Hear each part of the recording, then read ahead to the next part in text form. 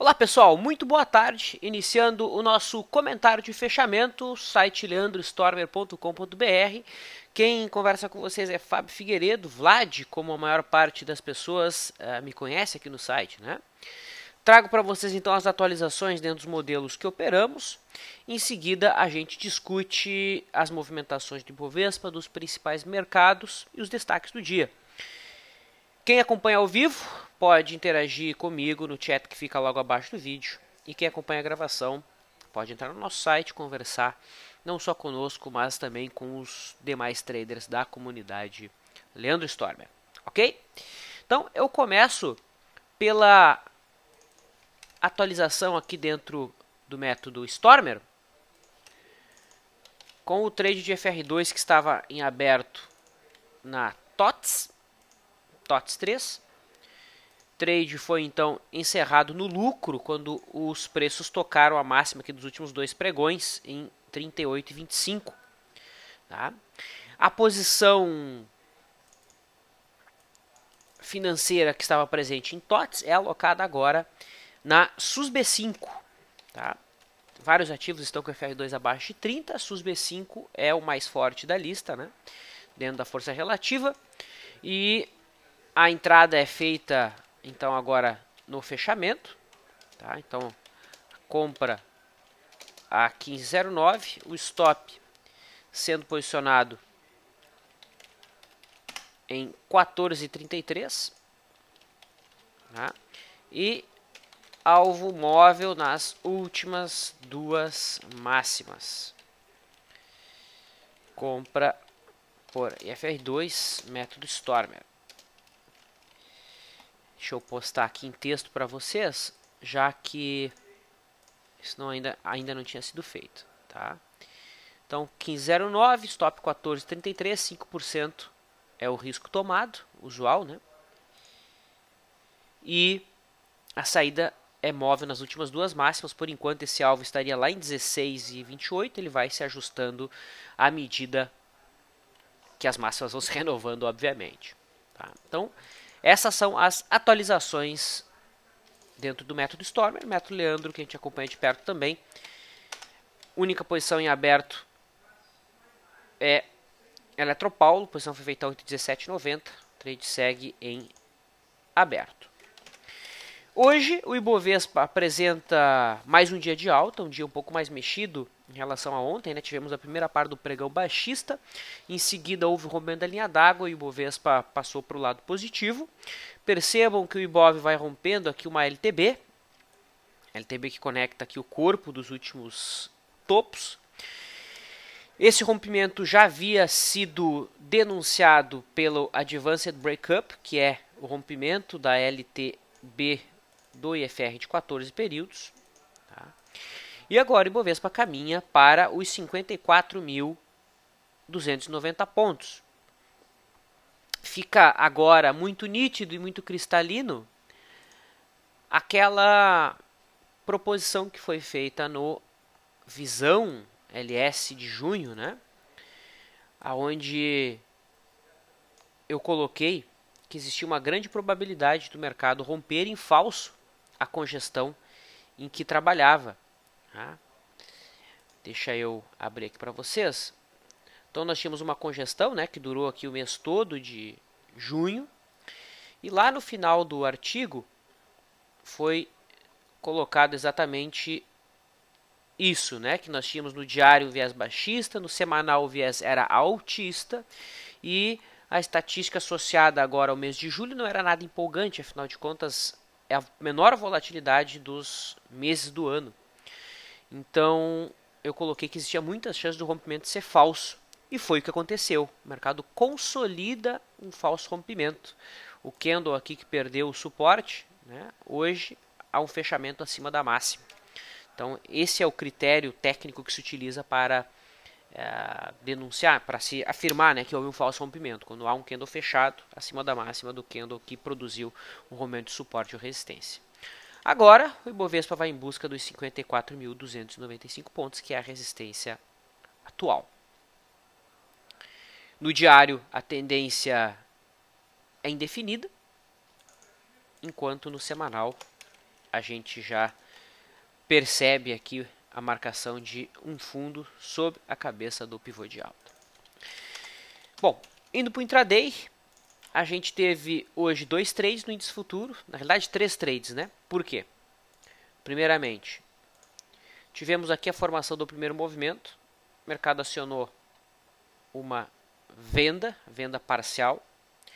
Em seguida, o mercado testou, foi aqui, né? O meio do caminho entre o ponto de entrada e o stop, gerando então uma segunda entrada. Foi feita a segunda entrada. E o mercado seguiu em alta, estopou a posição vendida, as 2 posições vendidas que foram abertas. Tá? Mais tarde, houve o rompimento da linha da água e o mercado aí sim convergiu para o lucro. E essa operação foi encerrada aqui no candle das 15 horas e 45 minutos. A segunda posição trazendo aí 240 pontos de retorno. Tá? Então isso demonstra a necessidade do indivíduo ser crente e fiel na abordagem que ele segue. Imagina o indivíduo que operou na venda aqui, foi estopado, depois ficou com medo de montar a posição. Acabou não recuperando, né, pelo menos parte aqui do prejuízo levado no primeiro trade do dia. O dólar futuro hoje vai deixando um candle comprador. Percebo que dentro de uma tendência difícil de ser definida, né, os preços, apesar de tocarem a média móvel de 21 períodos, não respeitaram aqui o topo anterior. Então é uma tendência de curtíssimo prazo de alta, sim, mas que não demonstra saúde, né, porque o ideal é quando o mercado respeita o topo anterior. Isso faz sentido pelo fato do mercado estar então trabalhando dentro de um triângulo simétrico. Fundos mais altos, topos mais baixos, pelo menos essa figura dentro de horizonte de tempo um pouco mais afastado. No intraday do dólar, o mini dólar, né, WDO K15, o mercado abriu em gap de baixa, formou o primeiro movimento que não foi acionado. Mais tarde, o mercado acabou rompendo aqui a linha da água, né? Esse rompimento aconteceu 15 para 5. Não é um horário que a gente busca operações de day trade, né? Afinal de contas, o mercado ali teria mais 1 hora só de negociação, né? Então, apesar do rompimento aqui, o trade no dólar não foi assumido, porque foi muito tarde, foi agora há pouco. Tá? Então, um comportamento mais lateral aí no intraday do dólar. Dando um pulo nos juros, a gente teve o DI sentindo aqui um fundinho anterior, né? Um suporte em 13,50. A grande questão é que já dentro de uma tendência de baixa, né? Percebemos aqui os zigue-zagues descendentes e a média móvel virada para baixo, bem como uma LTA de longo prazo rompida. Tá? Isso aumenta a probabilidade desse suporte ser perdido. Suporte em seguida 13,25. Dando um giro nas commodities, tivemos atualização hoje no trade pela média móvel no milho. A média móvel que gerou a entrada aqui no dia 8. Tá? Hoje a média vira para baixo e tira então do trade quem montou a posição. Prejuízo de 20 centavos. Quem não usa nenhum tipo de filtro tem a indicação agora para vender, entrar na venda. Quem não entra somente pela virada da média, traz agora o seu stop para a mínima desse candle. Tá? Então esse é o milho que atualiza aí o status da operação que estava em aberto e consolida a resistência em 28,60. Rompimento dessa resistência abre espaço para a busca dos R$ 30,20, que é a máxima aí do ano. O boi gordo retoma a tendência de baixa. O boi que está bastante fraco, chegou a acionar ontem um cenário de retorno à média, mas já nega esta visão. Tem suporte 142,65, abaixo disso R$ 141. Dow Jones em alta, dentro de um processo agora de alargamento, né? Já que o mercado rompeu em falso aqui o suporte. Temos então fundos mais baixos, isso nos permite traçar uma linha de referência. Como os topos também estão mais altos, aqui pelo menos os topos de prazo maior, a gente consegue observar essa figura irregular, que é uma figura de alargamento, né, que denuncia uma maior dispersão de preços. Essa é a figura dentro da análise técnica mais complexa de ser trabalhado. Destaques. Trago Bradesco, tá, que agride aqui a resistência dada pelo topo anterior. Tá. Bradesco que trabalha dentro de um movimento mais lateral. Aqui eu ajusto o gráfico porque houve um grande pagamento de dividendos no passado, então eu sou obrigado a ajustar esse gráfico, senão ele fica muito bagunçado. Acima de 24,15, a simetria aberta é bastante positiva. Itaú, né, que tem uma correlação bem alta com o Bradesco, também fez praticamente o mesmo movimento. Lembrando que Itaú hoje ficou ex-bonificação. Então quem tinha 1.000 ações de Itaú, no TUB4, recebe 100 ações. Tá? Além dos bancos, a Sinsambi 11 também faz um movimento bonito, né? Consegue romper aqui o topo anterior, abre espaço para a busca dos 18. Não trabalhamos uma entrada que o volume não é dos melhores. E para fechar os destaques, coloco a situação de Gerdau, que vai perdendo aqui o fundo anterior, que não é nada, que é nada mais nada menos que o fundo do ano, o fundo dos últimos anos, né? Então a Gerdau atinge um patamar aí que não tocava já há bastante tempo. Na verdade, isso aqui é o gráfico ajustado, né? Se eu não levo em consideração os ajustes, o patamar de preço que a Gerdau está é o mesmo que 99. Tá? Eu ajusto porque houve alguns proventos grandes pagos aqui no passado. Aqui no gráfico ajustado, a gente tem um suporte lá em 5,50. É também uma LTA de longo prazo, LTA que conecta fundo de 96,99. Tá? Então, eu vejo Gerdau ainda em queda. É o cenário mais provável. Mercado comentado, é hora da gente abrir para a interação. Eu começo por uma questão que não é muito usual, que foi feita aqui pelo Hans. Ele questiona se vale a pena um long and short em Gerdau, em GGBR4 e Goal. Bom, depende da abordagem que você utiliza, né, Hans? Nós, aqui na LS, utilizamos a abordagem para long and short, que é o método de cointegração, que não é uma abordagem conhecida pela maior parte dos players, é uma abordagem estatisticamente mais eficiente, que utiliza um gráfico para a tomada de decisão que não é o ratio, né, entre um papel e outro, que não é a divisão de um ativo pelo outro, mas sim o resíduo estatístico. Então a gente roda uma regressão, usa um ativo para prever, entre aspas, a movimentação do outro, a diferença entre a previsão e o preço real gera um resíduo, e através do comportamento desse resíduo é que a gente monta a estratégia. Tá? Então essa aqui é a planilha que a gente utiliza, tá? A planilha que já está atualizadinha, bonitinha, planilha que está disponível inclusive ali na nossa central. Então eu vou observar aqui os seguintes pontos, tá? Então Goal e Gerdau. Então o primeiro passo que eu preciso para aceitar a possibilidade de montar uma operação de long and short é verificar se os pares são cointegrados ou não. O que é um par cointegrado? É um par que é estacionário. O que é uma série de preços estacionária? É uma série de preços que tem a sua série de distribuição normal, ou seja, que tem uma grande ou maior probabilidade de retornar à média. Né? E como a gente pode perceber, não é o caso aqui de Goal e de Gerdau, né? O ideal seria que nós tivéssemos um comportamento bem lateral aqui do resíduo. E percebe que o resíduo ganha tendência. Então não é um tipo de par que a gente busca operação de long and short, Hans. Tá? Então aqui comprar Goal e vender GGBR, ou o oposto, né? Comprar GGBR e vender Gerdau, não faz nenhum sentido estatístico. Tá? Para vocês terem uma ideia, vamos botar aqui um par cointegrado. Vamos botar aqui a Vale e a Brap. Vamos ver se está cointegrado. Ó, esse aqui é um par cointegrado em 99% dos pontos. Perceba que o comportamento ele é bem lateral. Né? Inclusive aqui estaria gerando operação, né, de compra de Vale e venda de Brap pelo modelo de cointegração. Tá? Esse essa abordagem de long and short possui um treinamento específico para quem quer conhecer.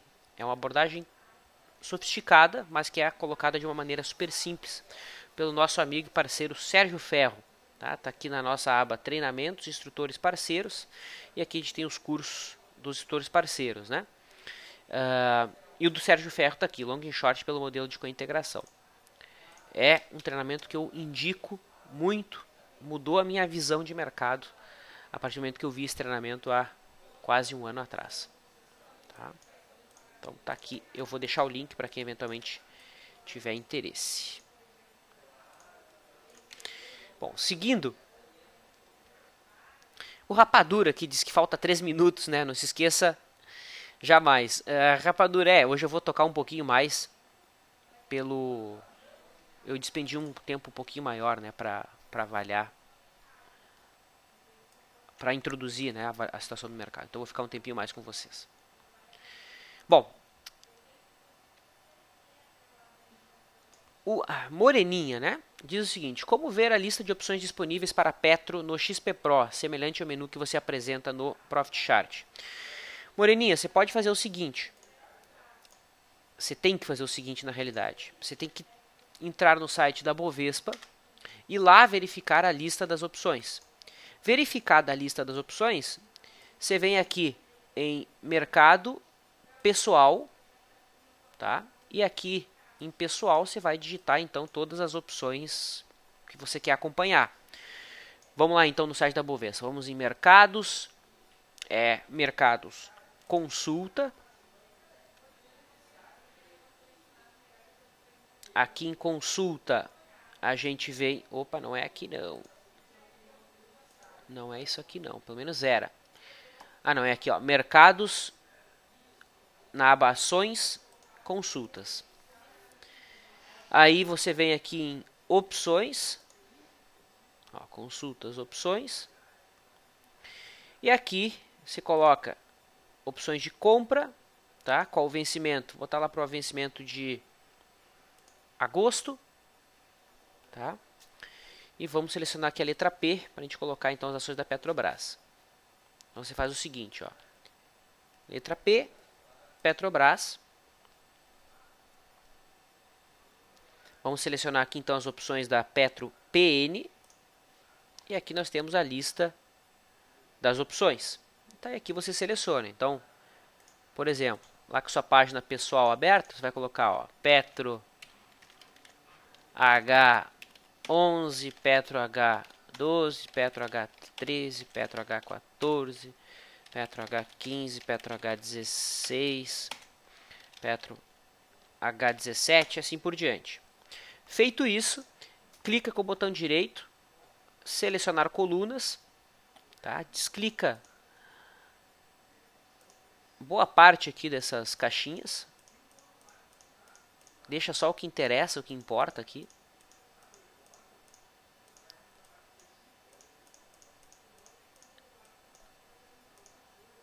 Pronto. Aí você tem a oscilação, o strike e a cotação. O que você precisa mesmo é o strike e a cotação. Só isso, tá bom. Se você quiser a oscilação, deixa a oscilação. Senão você vai lá e saca fora. E assim você cria sua lista. Salva o perfil. Quando você abrir o XP Pro já vai estar ali bonitinho. Você pode criar isso aqui para diversas ações. Espero ter sido útil. Virna faz uma boa pergunta. O volume é relevante nas decisões de entrada num trade? Uso o método olhando os contratos e nunca vejo o volume. Isso é relevante? Virna, dentro do método que a gente trabalha, para day trade, essa não é uma variável que tem peso. Tá? E foi assim que a gente chegou a esses resultados, sem olhar volume, sem olhar nada, apenas o comportamento do preço. Tá? Então aqui a gente é o modelo desde janeiro de 2013 e o retorno então acumulado. A gente não usa volume, é o mais simples possível. Eu praticamente não uso nada. É só o gráfico do preço e a interação do preço com a linha da água e alguns filtros que a gente detalha no curso. Tá? Como swing trade, sim. Aí sim a gente utiliza o volume. Tá?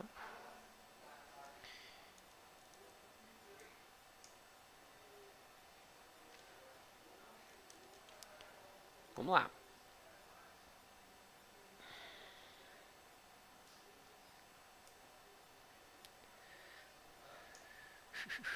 Vamos dar uma olhadinha nas perguntas em relação aos papéis, né? Só respondi dúvidas operacionais do pessoal, que praticamente é a que eu mais gosto, né? Essa dúvida, se o cara olhar daqui um ano o vídeo, vai fazer sentido, né?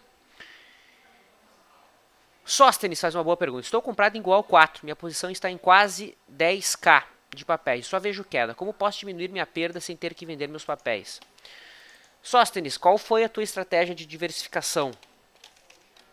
Tá? Então, é importante que você tenha uma estratégia de diversificação se você comprou esse papel para longo prazo, né? E é importante você ter uma estratégia de saída, tá? Se você não tem uma estratégia de saída, é importante que o capital que está alocado em Goal não comprometa a carteira como um todo. Se você não está conseguindo dormir, provavelmente o tamanho da posição que você tem em Goal não era adequada para o seu perfil. O problema é que vender agora, né? Com o papel caindo no ano aí 58%, é complicado, né? Normalmente quando a gente começa a sentir essa vontade de vender depois desse tipo de queda, o mercado está muito próximo de fazer fundo, tá? Só que no preço não há nenhuma indicação disso. O papel está em forte tendência de baixa e não há nenhuma indicação de que os preços podem parar de cair, pelo menos no curtíssimo prazo. Óbvio que amanhã o mercado pode começar a subir, né, marcar um fundo, mas não há nenhum sinal no momento em relação a isso. Então a dica que eu te dou é a seguinte: utilize essa experiência como aprendizado, é o que resta. Tá? Agora não tem o que fazer. Tá? Antes de montar uma posição, você precisa ter um ponto de saída, ou essa ação que você está comprando não pode representar um percentual muito grande da sua carteira, se você não vai utilizar stop, né?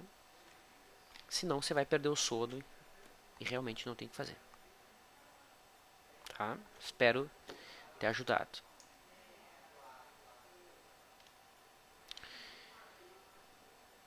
Petro 4 na resistência, diz Shaya. Petro 4. Eu estava olhando o gráfico já ajustados aqui, né? Sim, a Petro está numa zona de resistência no gráfico diário, Shaya. A grande questão é que essa resistência no diário, se colocamos o gráfico semanal, a gente percebe que não é uma resistência relevante. É o papel marcando um fundo depois de um zigue-zague que parece ser uma correção ABC. Tá? Então, eu particularmente espero que o mercado siga em alta, né? Até porque eu já tenho um zigue-zague ascendente, então um critério de tendência a menos já existe no diário. Dentro da leitura que a gente vem acompanhando de ondas de Elliott, né, nós temos um ABC, 2 movimentos, 3, 4, 5 movimentos de impulso. Tá? ABC, que é o movimento tradicional de correção em 3 tempos após 5 ondas de impulso. Então aqui seria esperado a formação de um fundo. Dentro da ótica de Elliott, houve uma entrada, a gente falou dessa entrada, e essa posição estaria em aberto. Tá?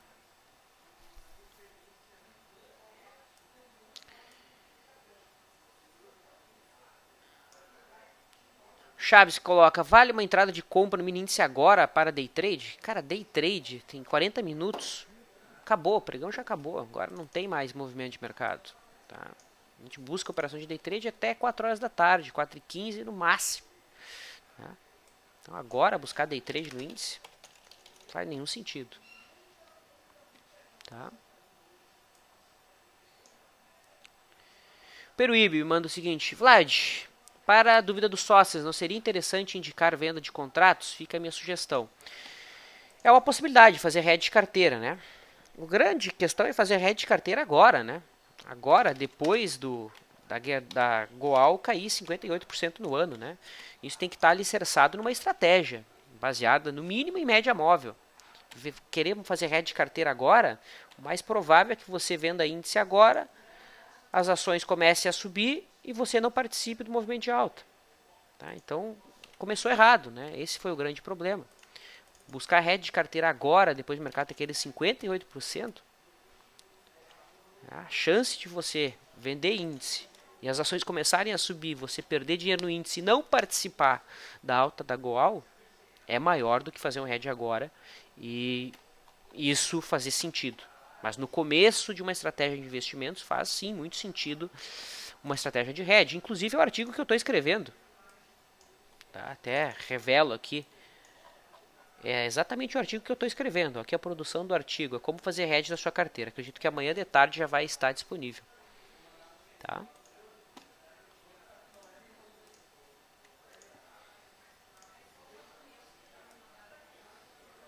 Bom, seguindo. Vamos escolher aqui uma questão. Hoje o pessoal está participando.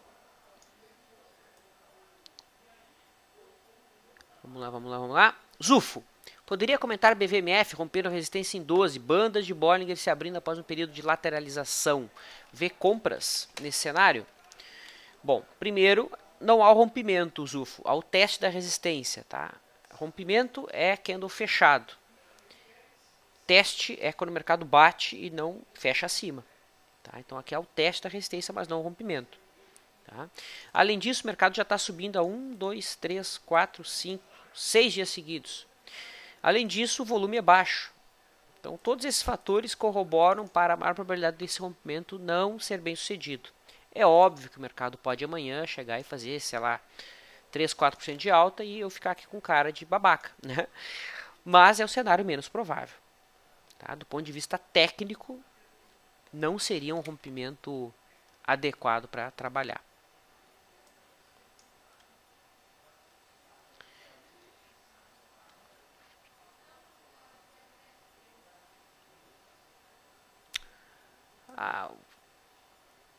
O Paulo mandou um feedback legal aqui. Obrigado, Paulo, pela tua mensagem. Obrigado mesmo. Fico feliz aí que esteja ajudando. Tá? Poderia comentar a Vale para lançamento coberto para agosto? Claro. Vale do Rio Doce. Primeiramente, pessoal, atenção em relação ao próximo vencimento de opções. Tá? É esperado um grande aumento de volatilidade no mercado para agosto. Tá? Então, olha só. Aqui eu tenho o histórico da volatilidade média do Ibovespa, que está aqui em vermelho. Olhe aonde está a volatilidade de agosto. É a maior volatilidade do ano. Ou seja, lançar opções em agosto não costuma ser um bom negócio. Ou seja, se eu lanço opções, eu espero movimento tranquilo, né, ou até mesmo queda, mas não movimentos amplos de preço. Porque se eu tenho movimento amplo, a volatilidade é porque a volatilidade subiu. Se a volatilidade sobe, os preços das opções sobem. Então, muita atenção, muito cuidado. Tá? Evitem lançar. Teoricamente, não seria um bom cenário para se lançar opções dentro do dinheiro. Tá? E olhando o gráfico, também não faz sentido nenhum, do ponto de vista técnico, buscar lançamento de opções aqui. Tá? O ideal é buscar quando os preços respiram, tocam algum tipo de média mais longa ou algum tipo de resistência, certo? A gente costuma utilizar, passar nos cursos o FR2. O FR2 acima de 90 costuma ser um bom ponto para lançar opções. E também está longe da Vale atingir esse patamar. Se eu coloco um gráfico semanal, a gente pode perceber a Vale entre perder e não perder o suporte. Tá? Se a semana acabasse hoje, a gente teria um candle branco depois de 4 semanas de queda, ou seja, a expectativa que seria de algum repique. Eu não faria lançamento agora de Vale.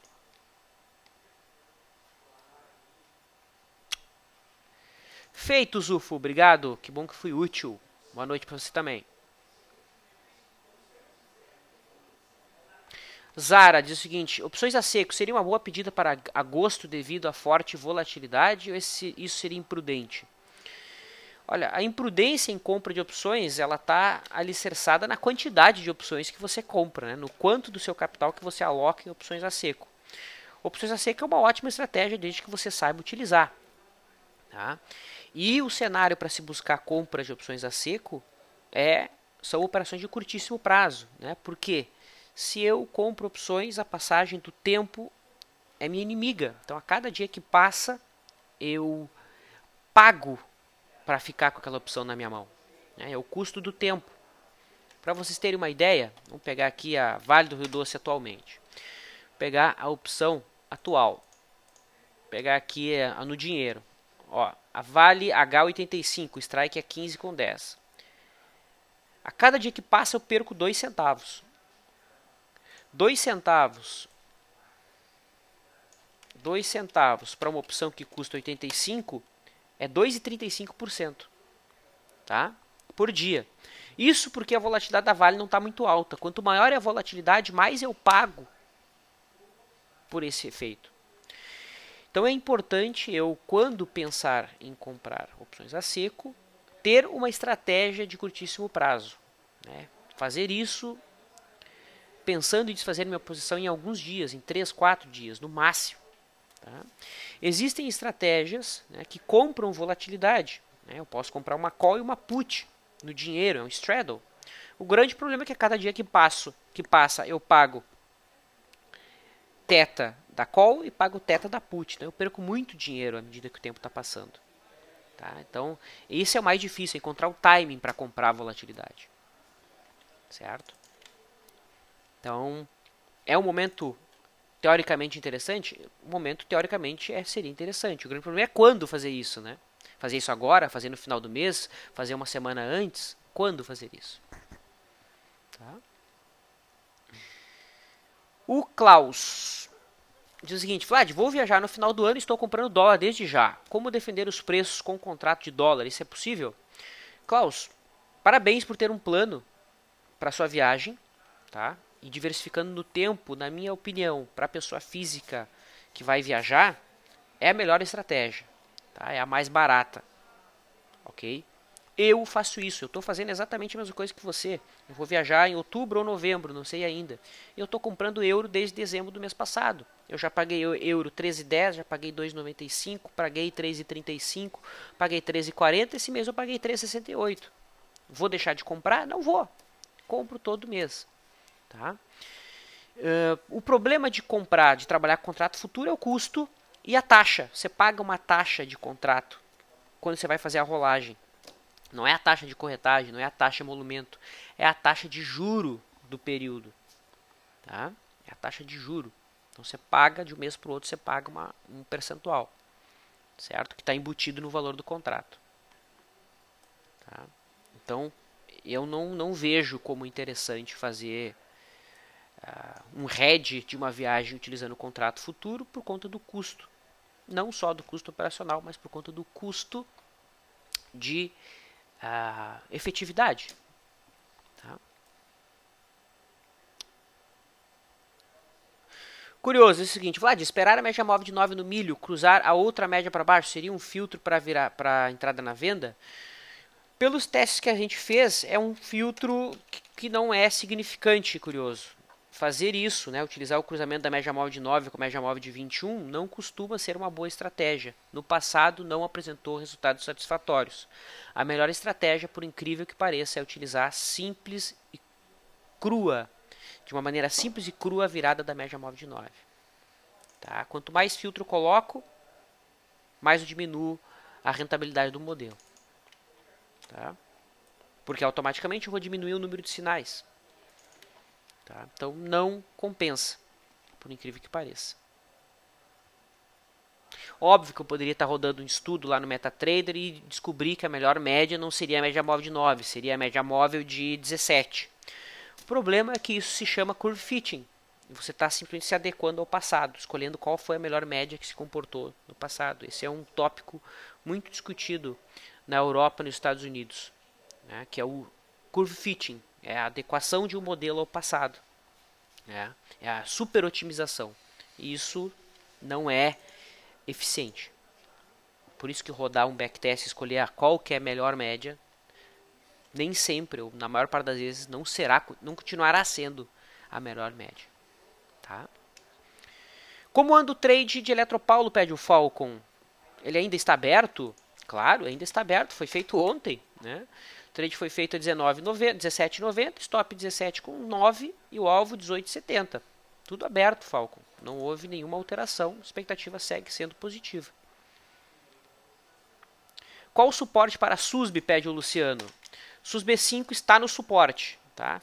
É a zona de R$15. Aqui em 15 nós tínhamos um topo anterior, dois topos anteriores, né? Topo, topo, fundo e fundo. A expectativa é de algum repique de SUSB 5 que já cai a 1, 2, 3, 4, 5, 6 dias consecutivos. Inclusive, tática de guerrilha para amanhã, hein? Tem tática de guerrilha para amanhã.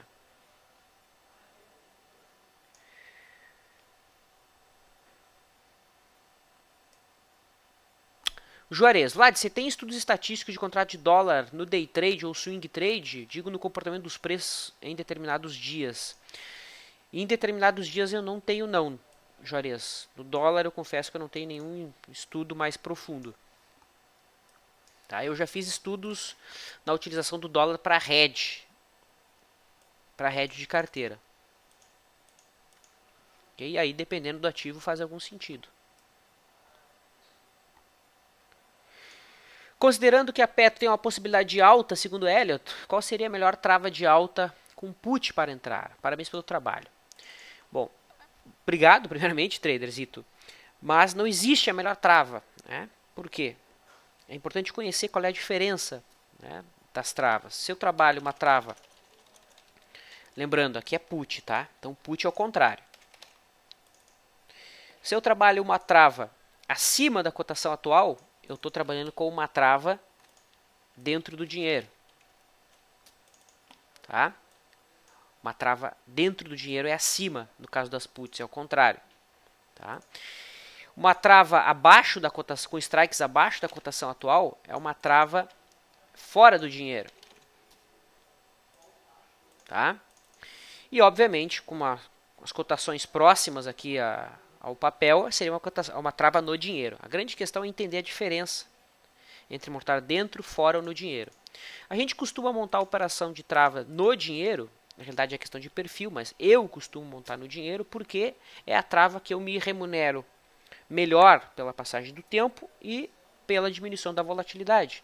Assumindo que quando os preços sobem, na maior parte das vezes a volatilidade tende a cair, montar uma trava de alta no dinheiro que se beneficia da diminuição do Vega, né, que é a grega que monitora a diminuição da vol, teoricamente faz mais sentido. Dentro desse ponto de vista, então, deveríamos buscar qual trava. A trava poderia ser, agora me esqueci qual é o código, né? É a S, né? Petro, deixa eu ver se é a Petro S12. Eu acho que é S. Deixa eu ver qual que é o vencimento da Petro S12. Não, essa aqui é PQRST, é Petro T. É, Petro T. Então seria Petro T12, tá? Eu trabalharia Petro T12 contra a Petro T11. Então Petro T11 contra T12. T de tatu 11, T de tatu 12. Tá? Amanhã cota para te ver como é que vai estar essas opções. Tá? Vamos lá. Vamos lá que eu estou inspirado hoje. Vou seguir aqui, o pessoal está participando, tem bastante gente, então vou abrir uma exceção. O pessoal percebeu que meus chats estão mais curtos. Talvez isso que tenha motivado tantas questões aqui do pessoal hoje. Vamos lá. Tamires, Vlad, o que você acha de operar Vale do Rio Doce esperando o high low nos 15 minutos? Tem que testar, Tamires. Não tenho acesso a esse backtest agora. Tem que testar. Acredito que não faça sentido. Meu feeling. Tá? Acredito que não faz sentido. Laila, desculpe a pergunta, mas estou começando a operar no mercado e escolhendo a plataforma. Escolhi o Profit, vejo que você usa o RT. Qual a diferença para o Pro? Pode dar um help? Laila, eu confesso que eu não sei exatamente quais são os tipos de assinaturas que existem da Anelógica. O que eu posso te indicar, comentar em relação à Anelógica é que, sem dúvida, é a melhor plataforma gráfica existente no mercado e que fez uma bela escolha.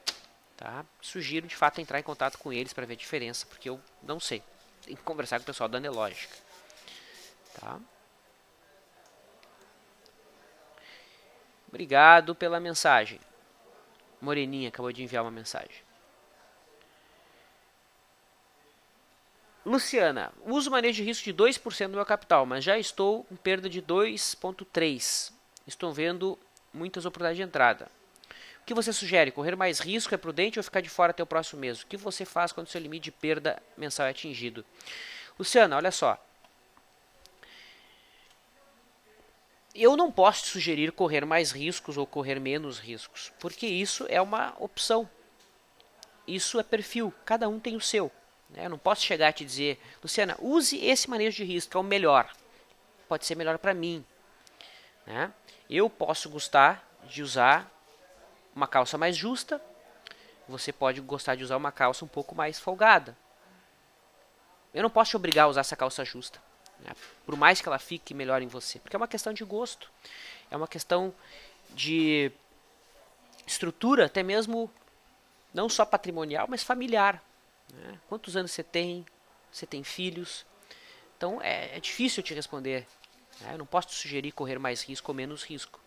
O máximo que eu posso te dizer em relação a correr ou não riscos é: você tem que dormir bem. Você está conseguindo dormir frente aos prejuízos que você está tendo no mercado? Se você não está conseguindo dormir é porque você está correndo mais risco do que você suporta. Você precisa ajustar a sua calça. Basicamente seria isso. Sua calça está muito frouxa. Tá? Essa é a mensagem que hoje eu poderia te dar. Okay? Por exemplo, você diz o seguinte: o que você faz quando o seu limite de perda já foi atingido? Eu paro de operar. Até porque o meu limite de perda mensal ele é controlado. Eu sei exatamente quanto que eu posso perder no mês. Porque se eu perder aquele valor no mês, eu não tenho mais. Eu reservo um valor para perder naquele mês. Eu só opero contrato futuro e opções e travas. Então eu não...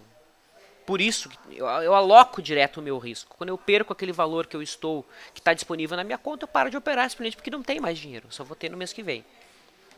Tá? Paulo faz uma boa pergunta. Vlad, desculpe a minha ignorância, mas qual a finalidade do hedge? Não acaba ficando no 0 a 0? Não seria a melhor saída da posição? Paulo, tua pergunta é muito boa.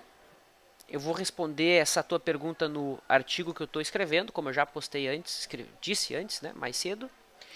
Mas, te antecipando, o hedge ele não serve para ganhar dinheiro. Hedge simplesmente você trava a cotação atual do mercado, é só isso. Você quer travar a cotação atual do mercado. Imagine uma importadora. Para uma empresa que importa, é ruim quando o dólar sobe. Então ela não quer lucrar com a alta ou com a queda do dólar. Para ela o que importa é estancar o dólar num determinado valor. Para ela ter um controle do fluxo de caixa dela. Certo? O investidor vai fazer a mesma coisa. Quando ele monta uma operação de hedge, ele quer simplesmente estancar o valor da carteira dele naquele momento. Tá? Respondendo a tua questão, não seria mais interessante sair da posição? O problema de sair da posição é que você pode estar pagando imposto de renda. E isso envolve custo operacional. Quanto maior for a sua carteira, maior será o custo operacional, não de corretagem necessariamente, mas de emolumento, que é um custo que as pessoas não olham, não observam. Tá? Então, por esse motivo que o hedge com índice futuro é muito eficiente. O grande problema é quando montar esse hedge. Aí é o tópico chamado de market time. Ou seja, quando que eu vou montar meu hedge? Eu vou montar meu hedge quando a FR2 é para cima de 90? Quando a média móvel de 9 vira para baixo? Eu utilizo uma estratégia específica. Tá?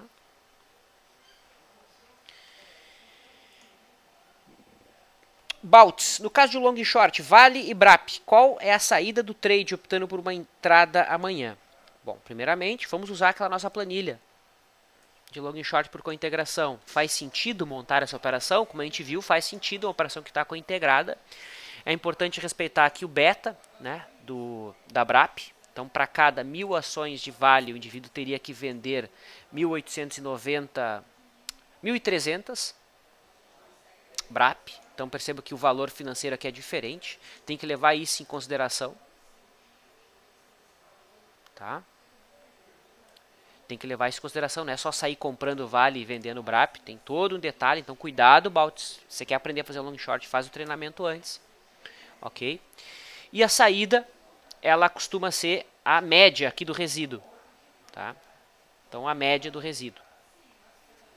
Como o resíduo está em 0,76, de 0,76 para 0 dá em torno de 7%. Esse seria o objetivo. Só que, lembre, tem que levar em consideração o beta dos ativos, de um ativo contra o outro. Tá bom? Então faz o curso, cara, senão você vai perder dinheiro. Apesar de ser uma abordagem extremamente eficiente.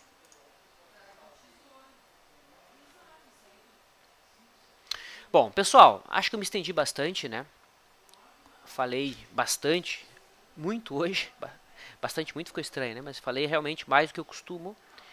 Espero que tenham gostado. Eventualmente a gente pode fazer um chat um pouquinho mais longo. Principalmente quando vocês participarem, né? Não que não tenha participação nos outros chats, mas eles foram mais focados. E eu deixei uma avaliação mais sistemática para o farol, senão fica mais do mesmo, né? Então eu tenho que trazer um conteúdo diferenciado para vocês, diferente, que realmente seja diferente. Eu me despeço, deixo um abraço a todos. Amanhã é quarta, então bate-papo de abertura é comigo. Quem acompanhou hoje, gostou, vem amanhã, a gente continua conversando aí sobre os mais diversos assuntos. Certo? Então, bom descanso e até mais.